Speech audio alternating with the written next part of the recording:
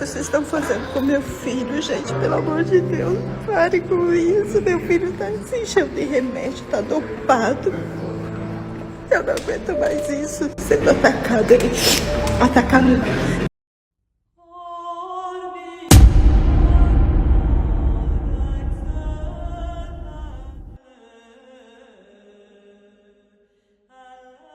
Dia 4 de junho de 2023, domingo.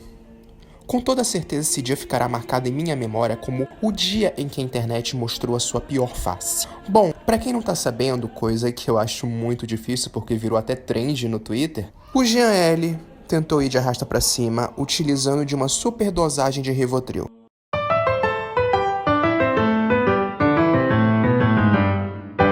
O Rivotril, ou clonazepam, chame como quiser, é um medicamento geralmente usado em crises convulsionais, crises de ansiedade, transtornos do sono e síndrome do pânico. É um medicamento que atua no receptor GABA do cérebro, um neurotransmissor responsável por inibir atividades dos neurônios. Para você ter uma ideia, outra substância que também mexe com o GABA é o álcool.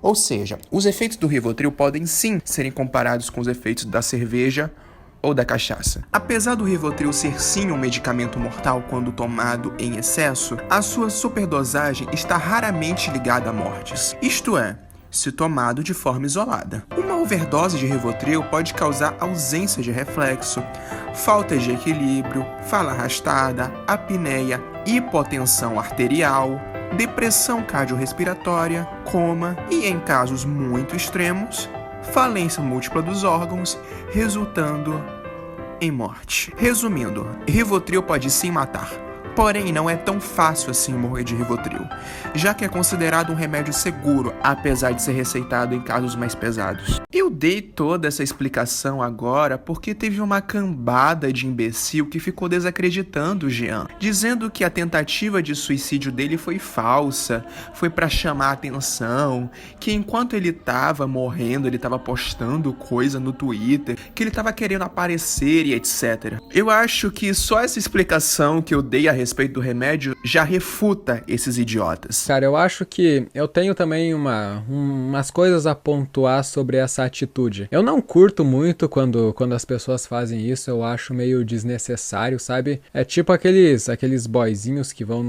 no Twitter, postam os pulsos todo cortado e ficam, olha só como eu sou triste. Tipo, porra, eu não sei. O Jean tava literalmente bêbado de Rivotril, falando de uma forma confusa, desorientado, postando coisa estranha, meio sem sentido. E isso bate com um dos sintomas de superdosagem de Rivotril. Sério, gente, pra mim esse caso do Haluca e do Jean L já tinha acabado. Eu já tava de saco cheio. Foram 2 meses de treta. Uma hora cansa. E eu fui obrigado a vir aqui e fazer um vídeo sobre o assunto porque tem um montão de imbecil que não sabe nada de saúde mental, que não sabe o que é ter depressão ou ter tendência suicida e fica indo na internet lacrar e pagar de sensato. Eu sou uma pessoa com tendência suicida. Tenho depressão severa, porém não tomo remédio porque eu não tenho dinheiro pra isso. E o SUS aqui onde eu moro é precário. Ninguém no meu ciclo social leva a minha doença a sério. Sou chamado de fresco, de vitimista, até pela minha própria família. Quantas vezes as pessoas me chamaram de manipulador? Quantas vezes em minha vida as pessoas me trataram como um criminoso psicopata que finge ter uma doença séria apenas pra ter atenção? Eu tô cansado de ser tratado assim. Até os pastores da minha igreja tratam depressão e suicídio de adolescentes como frescura e coisa de gente mimada. Pra vocês terem uma ideia, uma vez em um congresso de jovens, um determinado pastor subiu ao púlpito e falou o seguinte: você que tem depressão e ansiedade tá sendo muito mimado, tá sendo muito fresco. Poxa, tu tem uma casa pra morar, tu tem pais que fazem comida pra você, então para de frescura. Algo assim, mais ou menos. Infelizmente, o depressivo ou o suicida sempre será tido na sociedade ou como um peso, ou como algo inconveniente, ou, nesse caso que eu citei, como alguém carente que tá querendo chamar a atenção. Nós nunca somos levados a sério. Ah, João, mas por que o Jean L. postou esse tipo de coisa no Twitter? Por que ele se expôs assim? Eu acredito que por 3 motivos. O primeiro motivo é porque quando queremos nos matar, sentimos uma dor enorme. E essa dor precisa sair de alguma forma. Algumas pessoas se cortam, outras se queimam e outras desabafam de forma pública, que é o caso do Jean L. Outro motivo também, e o mais óbvio, o Jean tava chapado de Rivotril. Ele não tinha noção de nada e resolveu postar. Outro motivo importante também é para culpar o Yanni e as pessoas que estavam zoando e hateando ele. Isso ficou explícito para mim quando o Jean falou: "Parabéns, Yanni, você conseguiu", ou "a vida vai te cobrar", como se fosse um recado mesmo para essas pessoas, sabe? Chega uma fase onde você tá com depressão que a dor tá tão grande que a pessoa busca motivos para morrer. A pessoa então busca destruir o seu próprio psicológico e se colocar em situações de perigo e até de ódio para que assim ela tome coragem e possa executar o seu plano. Eu acredito que no fundo o Jean estava sim buscando essa toxicidade toda, como se ele quisesse um incentivo para poder morrer. E as pessoas que se dizem defensora dos fracos e oprimidos foram lá e deram motivos para o Jean morrer. E já que estamos falando dos heróis militantes, defensores da moralidade, vamos falar dele, o maior feminista de todos os tempos, o cara que tem ódio do próprio pau, o rei da empatia, ele que pede desculpa por ser homem todos os dias, o Yanni.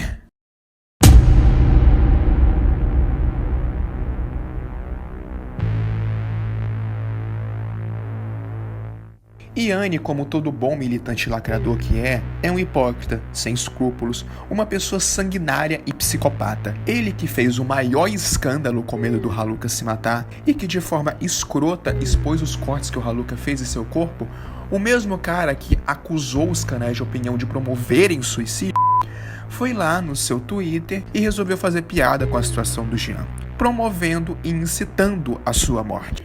Oi galera, aqui é o João do Futuro que tá editando o vídeo e eu queria só falar que pode ser, gente, que essas coisas que eu falei a respeito do Yanni podem não ser verdade, sabe? Eu posso estar cometendo sim exagero e desinformação sobre o assunto, né? Vocês devem estar sabendo que tá rolando um bafafá aí de que tudo foi armação, não sei o que, de que o Yanni e o Jean são amiguinhos e que ele e o Haluka são amigos.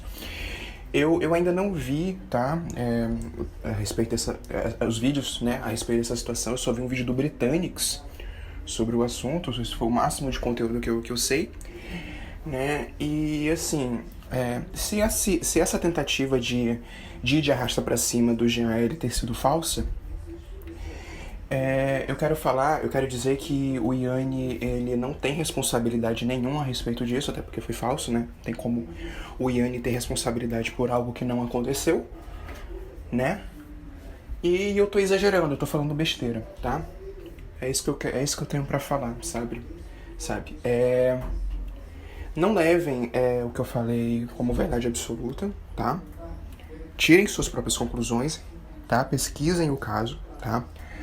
Eu não tenho vergonha nenhuma de assumir que posso estar errado e tem sérios riscos de eu realmente estar errado, de o Yanni eu estar falando uma grande besteira e se eu estiver falando uma grande besteira sobre o Yanni nessa parte aí, eu peço perdão a ele, peço desculpa, tá? E se o Yanni quiser, ele pode sim solicitar a remoção desse vídeo. É só falar comigo pelo Instagram e eu removo, mas ele tem que explicar o porquê, tá?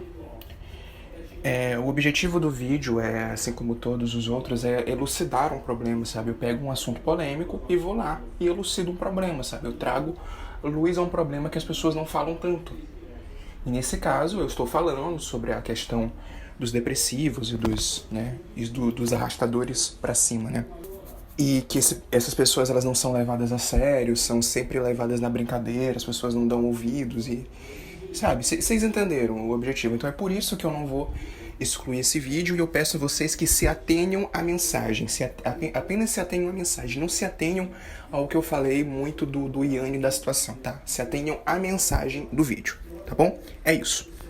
Pra vocês terem uma ideia, teve um meme que ele postou que me chamou muito a atenção. O meme em questão é esse que tá aparecendo na tela, onde de fundo dá pra ver o que parece ser uma representação dos portões do pós-vida. Eu não sei se o Yanni escolheu essa imagem com o propósito de zombar da morte do Jean, apesar de eu achar que sim. Porém, o fato é que o Yanni desacreditou de uma tentativa de suicídio, fazendo piada com a situação. Disse que o Jean estava se vitimizando, ajudou a perpetuar ainda mais um estereótipo falso de que os depressivos são vitimistas, que querem sempre chamar a atenção.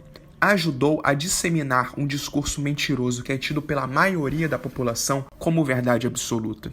Um discurso que estimula a negligência contra suicidas. Um discurso que mata e que não para de matar. Isso mostra a empatia que ele tem com uma população tão negligenciada e que morre tanto. Até porque estamos falando de 1 milhão de mortos por ano graças ao suicídio, não é mesmo? Eu não sei dizer ao certo se o Yanni fez cabe ou não cabe como um crime de incitação ao suicídio, mas eu torço muito que sim. Porque se esse for o caso, o Yanni pode até ir a júri popular por conta disso. Mas eu acho que isso é só em casos graves, quando a vítima realmente consegue concluir o ato. De qualquer forma, a imagem do Yanni já está manchada pro resto da vida. Como alguém que fez piada e que incitou uma tentativa de suicídio. E que quase foi responsável por uma morte trágica. Ou seja, o cara sempre terá as mãos manchadas de sangue. E eu espero que seja assim por toda a eternidade. E que até mesmo os filhos desse cara, se é que alguma mulher vai ser louca o suficiente pra trepar com um cara desse, saibam das merdas que esse cara fez durante o ano de 2023. O lugar do Yanni não é pagando 56 mil reais de indenização. O lugar desse cara é na cadeia mofando. O cara é um risco para a sociedade. O Yanni, vendo a merda que fez no Twitter, que ele poderia se complicar muito criminalmente falando, resolveu de forma covarde excluir as suas publicações. E deixou lá uma threadzinha covarde explicando que ia parar de atacar o Jean, que estava fazendo isso pela mãe dele, que ficou muito preocupada, que tá todo mundo cansado da situação e que o assunto já deu o que tinha que dar. Ou seja, arregou.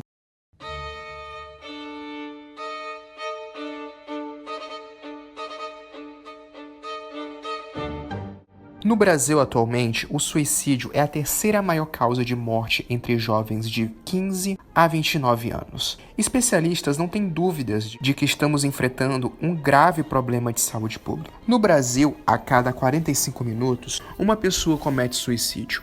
Porém, especialistas estimam que a cada suicídio existem 20 tentativas. Os números são alarmantes, tendo um aumento de 46% em apenas uma década. Mas mesmo assim, tirando o vírus da AIDS nos anos 80, acho que nunca na história da humanidade houve uma doença que carregasse tanto preconceito e tantos estigmas negativos como a depressão e as tendências suicidas. Apesar de ser uma doença que atinge 5,2% da população brasileira, que por si só já é um número muito acima da média, pesquisas revelam que o Brasil ainda sabe muito pouco sobre depressão, que ainda enxergam depressão como tristeza, e como todos sabem, desconhecimento e ignorância leva ao preconceito. O preconceito mais clássico que paira sobre nós é que sempre seremos vistos como mentirosos, vitimistas, manipuladores e que gostam de chamar a atenção. Se vocês soubessem quantas vezes por dia eu sou chamado de vitimista e manipulador apenas por ter uma doença que eu sei que muito em breve irá me matar, vocês provavelmente ficariam chocados. Eu sofro preconceito por ser depressivo na minha própria casa, na minha igreja, no meu círculo familiar, conversando com certas pessoas.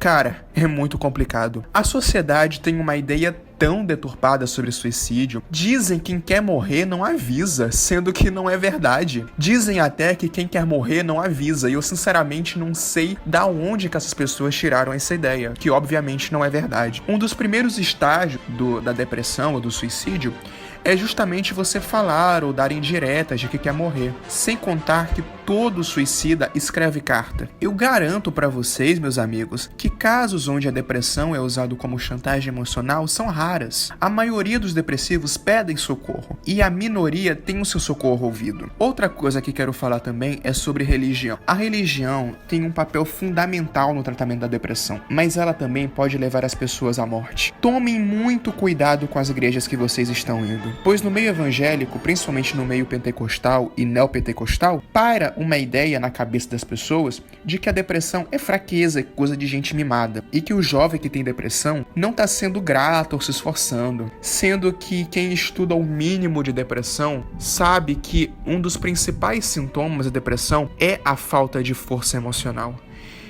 E que nós que temos depressão nos esforçamos sim muito para continuarmos vivos. Tarefas simples como trabalhar ou falar com alguém podem se tornar difíceis para nós. Então temos que nos esforçar o dobro se comparado com pessoas normais. Eu, por exemplo, me esforço dia após dia para não colocar uma corda no pescoço, ou então para não desistir do canal. Eu sinto vontade de desistir com facilidade, pois tudo parece complicado. Porém, eu vou lá e continuo fazendo, mesmo que eu tenha que fazer um esforço enorme. Então, pessoas, não frequentem igrejas que são adeptas de teologia da prosperidade, por exemplo, porque podem dizer que você não tem fé o suficiente. Vá a templos e lugares que valorizam a sabedoria e que te conectam com o transcendente. Um lugar que entenda sobre doenças mentais e que as pessoas tenham empatia. Eu recomendo igrejas mais tradicionais, como a igreja católica ou ortodoxa. Eles sim sabem lidar com depressão. Inclusive, psicologia é um estudo bastante comum entre padres e sacerdotes. Conclusão disso tudo.